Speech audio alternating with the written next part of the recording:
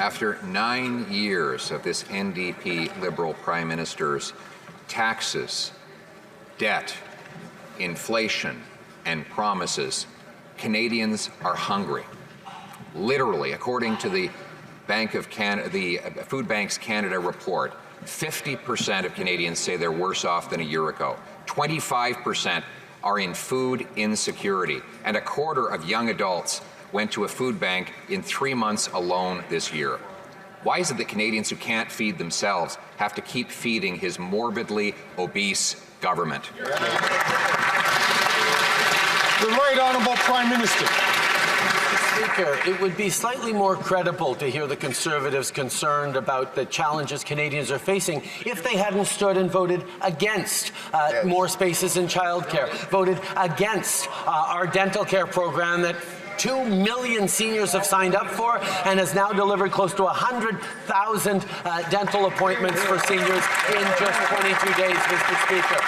They've also stood against our school foods program that's going to help 400,000 more kids across the country have full bellies as they start their school day. These are investments that they're opposed to, that we are there to help Canadians with. The Honourable Leader of the Opposition. Mr. Speaker, it's a school food program that has not served a single solitary meal, even though it was promised 3 years ago. What he's feeding is bureaucracy, not children. And if all of his spending were working, then why is it that Food Banks Canada reports today that 25% of young adults had to go to a food bank in 3 months alone, and 2 million Canadians are lined up every month? Mr. Speaker, with so many empty stomachs, isn't it just a little bit wacko to be raising carbon taxes on farmers and food?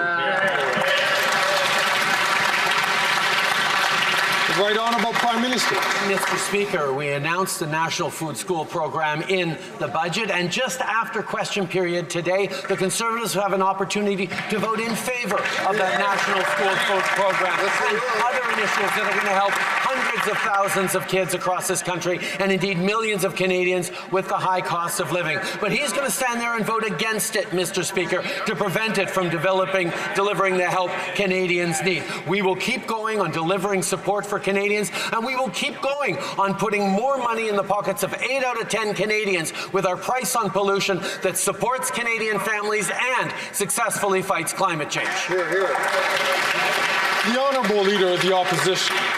He's been making exactly these same promises for 9 long years, and yet his NDP Liberal government has doubled housing costs, doubled the debt, increased the size of the bureaucracy by 50%. Now he wants to quadruple the carbon tax, all to deliver 2 million people to a food bank every single month. Mr. Speaker, if government programs were really going to solve the problem he caused, then why are Canadians so hungry? Yeah. It costs literally tens of thousands of dollars for many individual farmers, all of which gets passed on. But the Prime Minister, instead of defending his taxes, resorted to a really wacko and unhinged claim that if Canadians just paid more taxes, there would be suddenly less fires. I thought that water and not taxes put out fires. But maybe the Prime Minister can clarify, how high would his tax have to go for forest fires to stop?